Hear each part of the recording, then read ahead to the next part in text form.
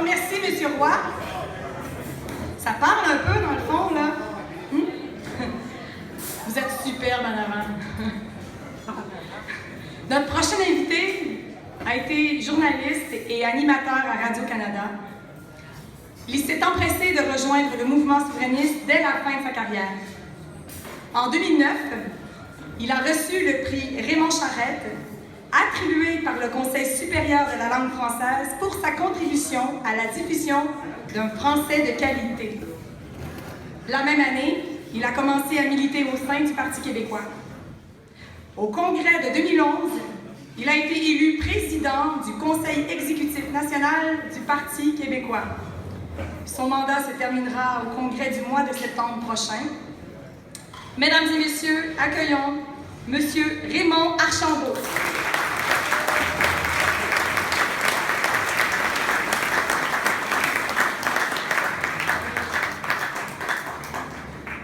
Merci beaucoup, Mme Alpin. Monsieur le Premier ministre Landry, chers patriotes, je vous ne nommerai pas tous parce que je vais dépasser les 4 ou 5 minutes qui me sont allouées. Alors, pour ceux d'entre vous qui se demandent comment va le président de l'exécutif national du Parti québécois après la semaine que nous venons de vivre, je vous dirais pas trop mal. Nous en avons connu d'autres. Je me souviens de 2011, au mois d'août, les intentions de vote qui nous étaient créditées nous donnaient quoi? 19%. L'automne suivant, 2012, nous prenions le pouvoir. Alors, il reste 1 an et demi avant les prochaines élections, le temps suffisant pour nous ressaisir, pour nous recentrer et offrir aux Québécois une vraie alternative.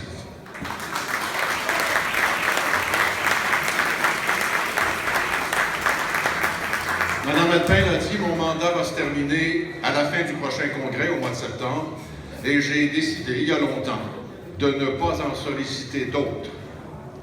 Je pense que le congrès du mois de septembre sera une occasion merveilleuse de relancer le parti avec un nouveau programme, avec des statuts modernisés, et puis avec, pourquoi pas, une nouvelle figure, un jeune ou une jeune à la tête de l'exécutif national. C'est ce que je souhaite, c'est ce que je souhaite de tout mon cœur. Maintenant, je n'abandonnerai pas la lutte. Je vais continuer à militer au sein du Parti québécois et au sein du mouvement souverainiste. Entre autres choses, pour la création d'un ministère du patrimoine. Et je vais vous dire pourquoi. Ça doit vous intéresser, vous les patriotes, le patrimoine. L'enveloppe qui est accordée cette année au ministère de la Culture, c'est 680 millions de dollars. Le patrimoine à l'intérieur de cette enveloppe doit se contenter de 56 ou 57 millions. C'est trop peu. Moi, je pense que si un ministre du patrimoine est assis avec ses collègues autour de la table du Conseil des ministres, le patrimoine va s'enrichir et va se voir attribuer les mandats et les argents suffisants pour jouer pleinement son rôle. Ce ministère-là pourrait, par exemple, pour faire suite à ce que M. Landry a fait quand il était Premier ministre, adopter une politique nationale de commémoration, de manière à ce que le 24 juin, jour de la fête nationale, il y ait un cérémonial d'État qui empêche notre Premier ministre ou notre Première ministre d'aller jouer au golf ce jour-là. Un cérémonial d'État, une politique de commémoration qui, par exemple, prévoirait que le drapeau patriote soit hissé au mât de l'Assemblée nationale le jour de la fête des patriotes. Et là, je dois lever mon chapeau et mentionner le travail qui a été fait par notre équipe de la circonscription de Bordua. Bordua, c'est la circonscription patriote par excellence, vous le savez. L'année dernière, l'exécutif de Bordua a demandé aux conseils municipaux de la région, c'est une dizaine de villes, de hisser le drapeau patriote le jour de la fête nationale des patriotes. Ils ont connu un certain succès. Cette année, l'exécutif de Bordua, sous la présidence de M. Jean-Guy Barry, a demandé au Parti québécois de faire parvenir cette invitation-là à toutes nos associations locales. Alors, je vais vous donner la liste des municipalités, c'est pas trop long quand même, où le drapeau patriote a été hissé aujourd'hui.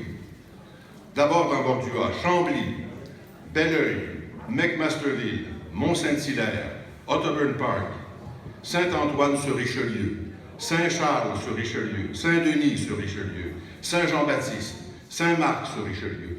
2 seules municipalités n'ont pas suivi le mouvement cette année, Sainte-Madeleine et Sainte-Marie-Madeleine. Mais ailleurs au Québec, Terrebonne a hissé le drapeau, Berthier a hissé le drapeau, et même Laval a hissé le drapeau.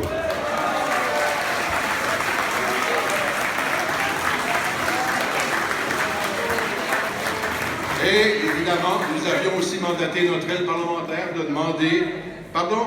Longueuil! À Longueuil aussi? Donc, je n'ai pas la liste complète parce qu'on va recevoir dans les prochains jours, évidemment, des réponses de toutes les associations locales, des endroits où le drapeau patriote a été hissé. Mais les municipalités que je vous ai mentionnées, ça, j'en suis sûr. Il y en a sûrement d'autres. Pardon? Ah oui? Saint-Jérôme. Berchères, ah oui. Alors, évidemment, on avait demandé aussi à nos députés de demander à l'Assemblée nationale que le drapeau soit hissé au moment de l'Assemblée. Ça n'a pas été fait. C'est malheureux.